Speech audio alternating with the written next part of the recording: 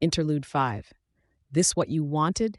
The teenager with scruff on his chin and his hood up handed over the paper bag. Broad hands with ruined, rotten brown fingernails pawed through the contents. It is. Here.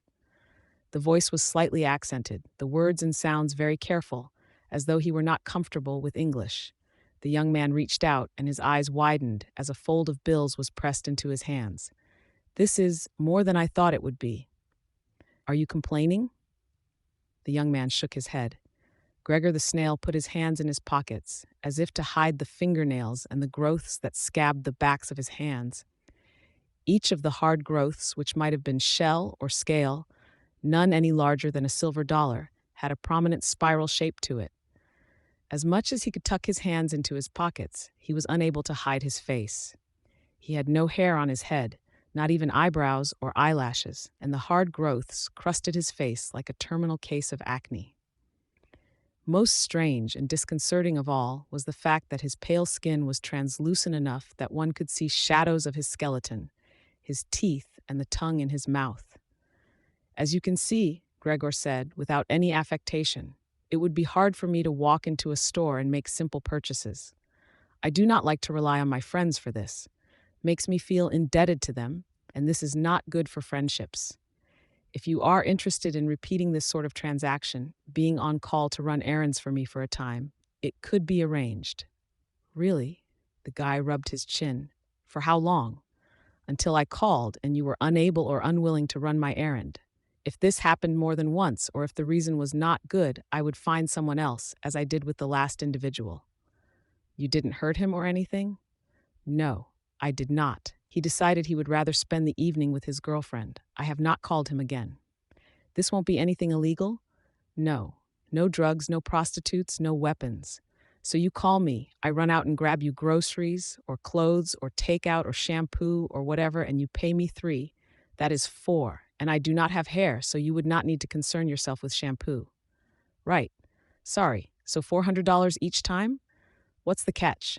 No catch. I have money, Zpout. I like things to be convenient.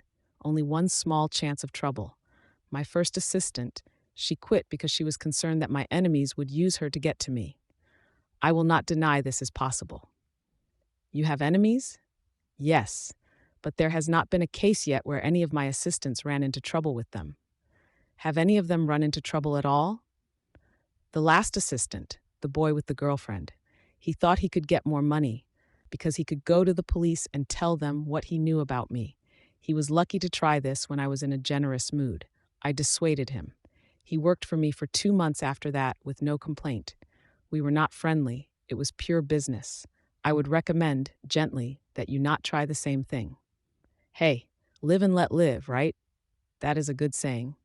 Okay, I'm wanting to go to college this fall, and this is sounding a hell of a lot better than working minimum wage for 50 hours a week. Here, my cell phone number. He handed over his phone. Gregor the Snail took a second to put the number in his own phone. I have it. I will call. They parted ways. Gregor walked down the side streets of downtown Brockton Bay with the hood of his sweatshirt casting his face in shadow. Anyone who happened to cross his path and look beneath his hood were quick to glance away. Embarrassed, spooked. Those that saw him from a distance knew him as monstrous as well, but in a different way. To them, he was simply one of the morbidly obese. A man in his late 20s or early 30s, nearly 3 times the weight he should be for his 5 feet and 10 inches of height. His weight, he knew, was one of the rare things in this modern world that someone could use to mock him openly. It had taken him years to come to peace with this, with being one of the monsters. As he came to his destination, the throbbing pulse of music reached his ears. The club sat 2 blocks away from Lord Street, and there was a line extending around the side of the building. Glowing yellow letters, in an almost intentionally plain script, spelled out Palanquin. He skipped the line and headed straight for the front door. A burly Hispanic doorman with a beard tracing the edges of his jaw undid the chain fence to let him through. "What the hell?" one of the girls near the front of the line complained. "We've been waiting for 45 minutes, and you let that fat fuck through like that?" "Out of the line," the doorman said, his voice bored. "The hell? Why?" You just dissed the owner's brother, fuckwit, the doorman told her. Out of the line. You and your friends are banned. Gregor smiled and shook his head. The line the doorman had pulled was bullshit, of course. He wasn't the owner's brother. But it was nice to see one of the assholes getting what was coming to them. He had worked as a bouncer for clubs that wanted someone more exotic and attention-getting, way back when he was first getting on his feet, so he knew that the line you saw out the door was rarely an indication of how many people were inside. An empty club could have a line of people waiting to get in, to give the right image. Even though it was a Tuesday night, Palanquin had no such need for such deceptions. It bustled with people. Gregor carefully navigated the crowd of dancers and people holding drinks until he reached a stairwell guarded by a bouncer. As with the front door, his admittance to the stairs was automatic, unquestioned. The upstairs balcony wasn't filled with people, and those that were present, a dozen or so, were almost boneless in their lethargy. Mostly girls, they lay prone on couches and in booths throughout the balcony that overlooked the dance floor. Only 3 people were more or less alert as Gregor approached. "Gregor, my boy!" Neuter grinned from ear to ear. Gregor caught the briefest flash of disgust on the face of one of the girls sitting with Neuter as she looked at him. She was a blonde with blue lipstick and pink highlights in her hair. Had Gregor been working as the doorman, he would have checked her ID, double-checked it, then even if it did look real, he would have kicked her out anyways for being too young. She couldn't have been older than 16.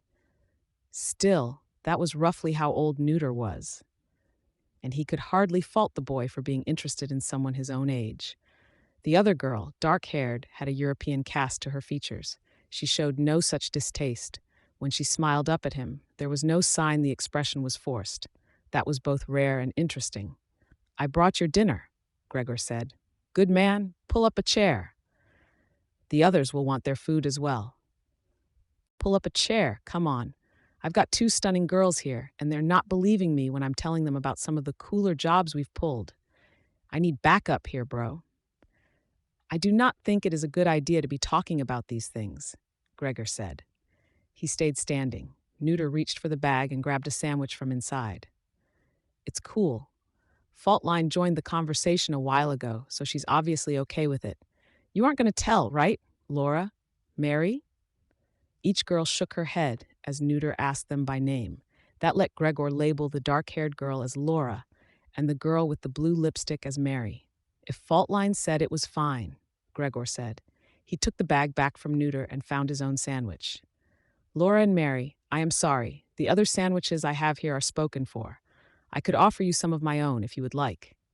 "That's okay. I'm not hungry," Laura replied. "I like your accent. Is it Norwegian?" Gregor finished his first bite, swallowed, and shook his head. "I am not sure, but I have spoken to an expert, and he says the other language I speak is Icelandic." "You don't know?" "No," Gregor replied. His brusque answer only stalled the conversation for a moment before Neuter got it going again. "Okay, bro, tell these girls who we went up against last month. The toy box job?" Gregor asked. "With the Tinker black market? There was nobody. The other one, the job in Philadelphia." "Ah, Chevalier and Murden." Neuter clapped his hands together, rocking back in his seat. "Told you." "And you beat them," the dark-haired girl said, disbelieving. "We didn't lose," Neuter crowed. "It was a close call," Gregor added his own 2 cents. "Chevalier is leader of Protectorate in Philadelphia. Murden leads Protectorate of Chicago. These are people whole world recognizes. They got positions protecting big cities in America because they are strong, because they are smart and talented. We got the job done, as we always do, and we walked away." Neuter laughed. "Pay up." Neither Laura nor Mary looked bothered as they reached into their pocket and purse, respectively, and fished out some bills. "What was the bet?" Gregor asked. "I told them they didn't have to pay if I was lying." "And if you weren't lying, they pay more?" "No penalty. I got company and conversation for a while," Neuter smiled. He reached up to the back of the booth, grabbed a bag that sat there, and fished out a pair of plastic spoons and a bottle of water. With a water dropper he retrieved from his pocket, he siphoned water from the bottle and placed a few drops in each spoon. The final step was dipping the tip of his tongue in each drop of water. "Lick it up," he told the girls. "That's all." Laura asked him. It's enough. Any more, and you might be out for an inconveniently long time. That right there, Neuter pointed to the spoon with the tip of his tail, is a little less than an hour of psychedelic tripping. No hangover, no side effects. It's not addictive, and you can't overdose on it. Trust me, I've tried to make someone overdose before, combat situation, and I couldn't make it happen. Mary was the first to take the spoon and pop it into her mouth. Moments later, her eyes went wide, and she fell limp against the back of the booth. Hey, Laura said, turning to Gregor. She reached into her pocket, found a receipt and a pen, and scribbled on the blank backside of the paper. She handed it to him. My number. If you want to talk or, something else. She winked at him, then popped the spoon into her mouth. Gregor blinked in a mild confusion as her head lolled back. Looks like you made a good impression, Gregster, Neuter chuckled. Maybe, Gregor said. He put the half of his sandwich that remained back in the paper bag, then balled up the wrapper. After a moment's hesitation, he crumpled the receipt with Laura's number into the ball. He pitched it to a trash can halfway across the room. Hey, what gives? I do not think she liked me because I am me, Gregor said. I think she liked me because I am a monster. I think you're sabotaging yourself, man. She's hot. Look at her. Gregor did. She was attractive. He sighed. Neuter, do you know what a devotee is? Neuter shook his head. It is a slang term for someone who's attracted to people with disabilities because of the disability. I think it is about power, attraction to someone because they are weak somehow. I think it likely that this Laura sees me as weak because of the way I look, the way I may have trouble day to day, and this is compelling to her in a similar way to how a cripple or a blind man might be to a devotee. This does not appeal to me. No way. Maybe she likes you because of the person underneath. She did not see enough of me to know who that person might be, Gregor replied. I think you're doing yourself a disservice. I'd jump on that opportunity. You are a stronger person than I, in many ways, Neuter. I should bring the others their dinner. Gregor turned to leave. Hey, signal Pierce downstairs to send another girl or two up, will ya? Gregor did as he was asked, getting the attention of the bouncer at the foot of the stairs. The bouncer, in turn, got the attention of a set of girls on the dance floor. While the girls made their way up, Gregor turned to Neuter. Are you happy? Oh, man, you're not going into a philosophical phase again, are you? I will spare you that. Are you? Dude, look at me. I have money to burn. I've got the hottest girls in the city begging to get a taste of me, literally wanting to taste me. What do you think? You are happy then? Time of my life, bro. Neuter opened his arms wide to greet a trio of girls as they reached the top of the stairs. I am glad. Gregor turned and entered the hallway at the back of the balcony. As the door sealed shut behind him, the pounding of the music behind him dimmed. His next stop was the first door on his left. He knocked. Come in. The bedroom had a bed on each side in opposite corners. One side of the room was cluttered with posters, pictures, a bookshelf overflowing with books, an Apple computer with 2 CD racks towering above it, and 2 speaker systems. The music from the computer speakers only barely managed to drown out the music from the club downstairs. The girl who was lying back on the bed had a dense covering of freckles on her face and hands, and curly brown hair. Magazines were piled in stacks around her on the bed, threatening to topple over at the slightest movement. The other side of the room was Spartan. Nothing adorned the walls. There were no books, no computer or computer paraphernalia. There was a bed, a bedside table, and a dresser. The only character whatsoever was a colorful bedspread and pillowcase. Gregor knew it had been a gift from Faultline.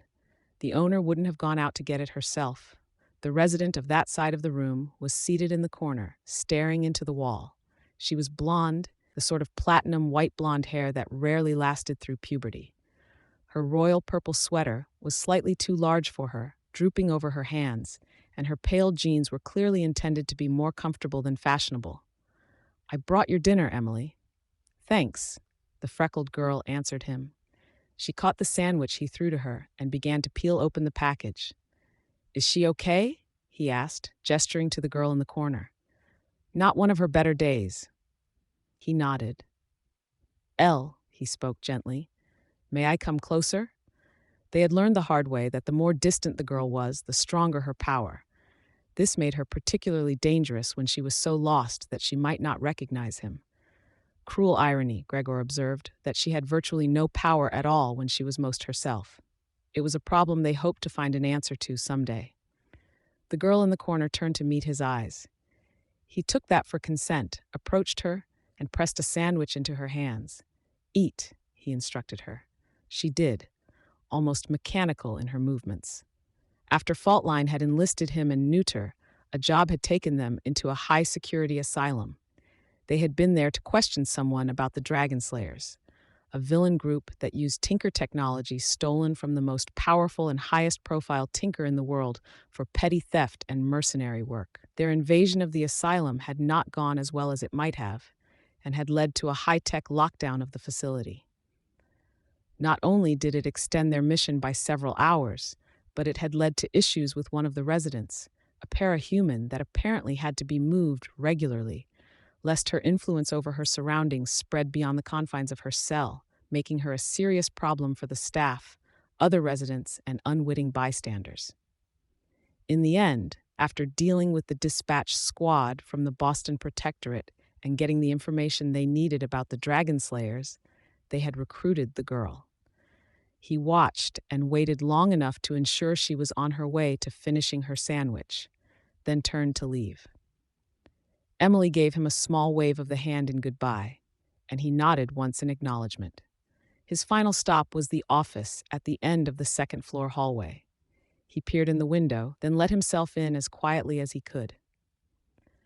Faultline, owner of Palanquin and several other cover businesses across Brockton Bay, was seated at a large oak desk. In front of her, in the midst of ledgers, notebooks, and university textbooks, was something that looked similar to a xylophone, a series of rods lined up next to one another, strapped tight to a board.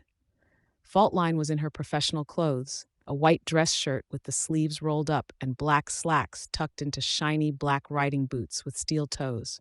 Her wavy black hair was tied back in a ponytail. She wore no mask. Those employees of Palanquin who ventured as far as this office were too well paid to turn on her.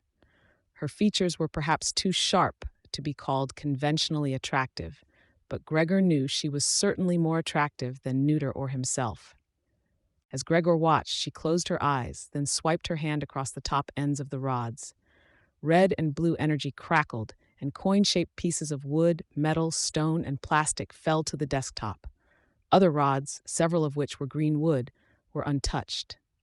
"Fuck," she muttered. She swept the coin-shaped bits of various materials into a trash can that sat beside her desk. Glancing up at where Gregor stood just inside the doorway, she raised one eyebrow. "I did not wish to interrupt you. Don't worry about it. Maybe distracting me will help, if you are sure." He approached the desk, setting the paper bag down on it. "It was 7 o'clock. Nobody had eaten yet. I got us some sandwiches." "Thank you. How's Elle?" "Spitfire said she was having a bad day, but she has eaten now. Perhaps tomorrow will be better." Faultline sighed. "Let's hope. It's very easy to let yourself grow attached to that girl. Know what I mean?" "Yes. Fuck," she swore as she swiped her hand over the rods, and again the green wood refused to be cut. "What are you doing?" "We've talked about the Manton effect, the rule that prevents some powers from affecting living things. You have been trying to remove such restrictions from yourself. Without luck, it's a matter of time before we're on a job. Things come down to the wire, and I'm too weak because of this arbitrary limitation. I find it hard to believe that anyone who has toppled a building on someone could call themselves weak." "That was luck more than anything else," she sighed as she adjusted the positions of the rods. "If you say so. It's not like there isn't precedent for this. We know for a fact that some capes who were once held back by the Manton effect have figured out a way around it, or past it, Narwhal being the most obvious case. Yes, there's a school of theory that says that the Manton effect is a psychological block, that because of our empathy for living things, we hold back our powers on an instinctual level, or maybe we hold back against other living things because there is a subconsciously imposed limitation that prevents us from hurting ourselves with our own powers, and it's too general, encompassing other living things instead of only ourselves." "I see." So I'm trying to trick my brain. With this setup, I move from inorganic material to dead organic material to living tissues. Green wood, in this case. Or I mix it up so it goes from one to the other without any pattern. If I can trick my brain into slipping up, anticipating the wrong material, maybe I can push through that mental block. Do that once, and it'd be easier for future tries. That's the theory, anyways. She tried again.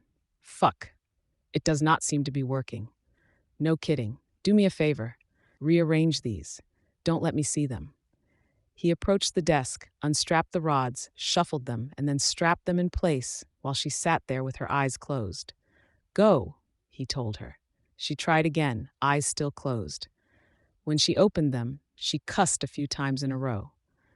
Gregor stepped around the desk, grabbed her by the throat with his left hand, and pulled her out of the chair. He shoved her to the ground and climbed atop of her, so he was straddling her, his knees pressing her arms down. His grip tightened incrementally. Faultline's eyes widened and her face began to turn colors as she struggled. She brought her knees up into his back, but one might have had more success hitting a waterbed. The effect was the same. Beneath his skin, which was tougher than one might guess, his skeleton, muscles, and organs all sat in a sea of viscous fluids. His skeleton, he'd learned, was more like a shark's than a human's. It was a flexible cartilage that bent where bone would break and healed faster than bone. He'd been hit by a car and climbed to his feet shortly after. Her kicks would not have much effect.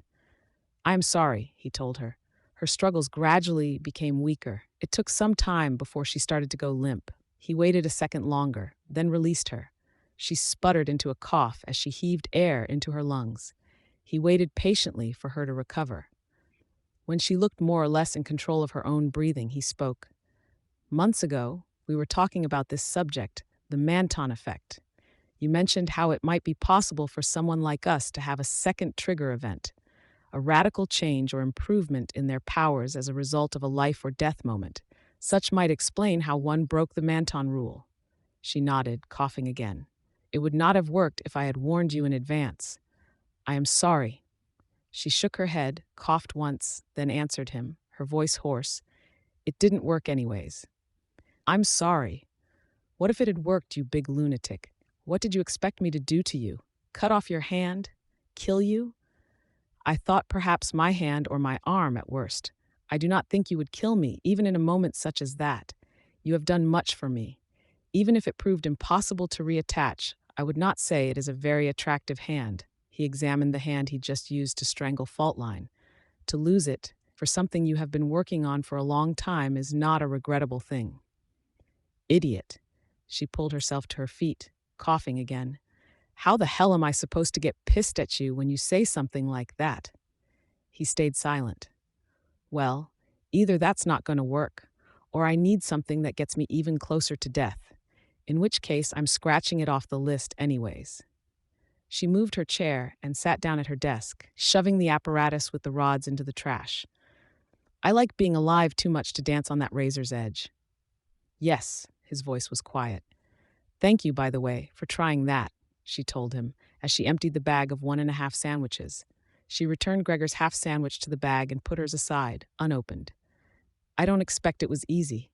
He shook his head. "So returning a favor, then. Sit down."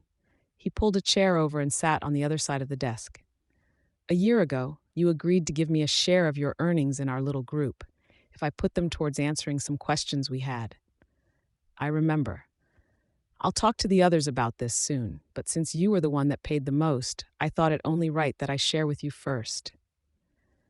She opened a drawer and retrieved a file. She pushed it across the desk. "This is what I've found so far." He opened the file. The first page was an image, high resolution, of a stylized U, or a C, turned 90 degrees counterclockwise.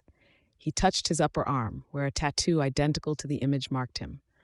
"Whoever it is," Faultline explained, "whether it's one person or many, is very, very good at covering their tracks." He turned the pages. The next set of pages were pictures, crime scene reports, official files, and news articles about various parahumans, each set of pages relating to a specific one. The first was a monster of a man with a beetle-like shell covering his body. Gregor himself was the second. "You and Neuter, you already know, aren't alone. On a steady basis, parahumans have been turning up across North America.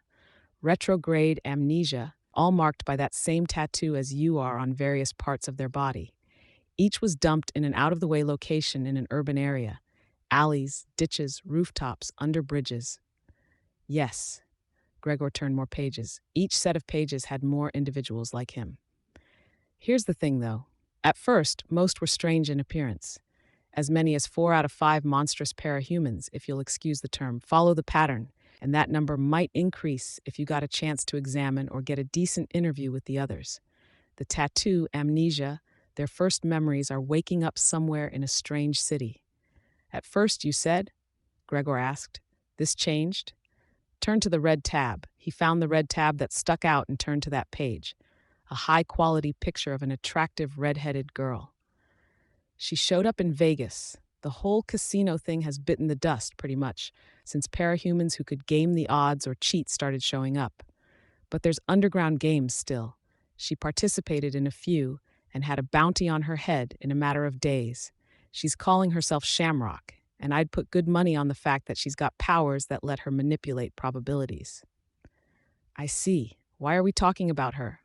Next page. He turned the page. Ah, it was a grainy surveillance camera image. Shamrock was in the midst of changing clothes in what looked like an underground parking lot, and, though partially obscured by her bra strap, the tattoo was visible on her shoulder blade. A stylized U. That's puzzle piece number 1. Given the dates, and you're free to look them over in your own time, going by the first sightings, the people that are showing up with these tattoos are getting less and less monstrous with each passing year. Not always, but it's a trend. Then, boom, we get Shamrock. No strange features to speak of. He turned ahead a few pages. Puzzle piece number 2. I'm afraid it's one of those cases where things have been covered up too well for us to verify, but I'll tell you what I heard. Tallahassee, Florida, just 3 months ago, a rumor circulated about someone calling themselves the dealer. What was he dealing? Powers. Powers, Gregor echoed her. Pay him an amount in the neighborhood of $35,000. The dealer gives you something to drink, and you join the ranks of the heroes and villains in the Cape community. Powers in a bottle. I see. How does this relate? Because one individual claiming to be a customer made a blog post about his transaction. It's near the end of that file. In his post, he described the dealer as having a metal suitcase filled with vials, engraved on the inside of the lid. The same symbol as the tattoo, Gregor guessed. Faultline nodded. And that's where we stand. I see. Can we track down this individual with the blog? He's dead, murdered by 2 unnamed capes less than a day after he made the post. Ah, what I think is that someone out there has figured out how people get powers, and they've made a business out of it. But the first attempts didn't go so well. It could be that if the chemistry is bad, the people who drink the stuff become like you, like Neuter, like Sybil and Scarab. So this person, or people, you think they are experimenting. They have been refining their work, and the physical changes have become smaller. And this dealer was either their salesman, or more likely, someone who stole some of their work and tried to profit from it. The people he dealt to didn't get the tattoos. Gregor's chair groaned painfully as he leaned back. What is next? No one's seen or heard of this dealer since the blog poster was murdered. The dealer's either dead or gone to ground, so we follow our other lead. I've got private investigators looking for Shamrock. I'm thinking we wrap up our contract with Coyle here, then, if we're lucky enough that our PIs find her before the bounty hunters do, we pay her a visit. Either she can tell us something, or we can offer her a position on the team. Or both, he said. In an ideal world, Faultline smiled.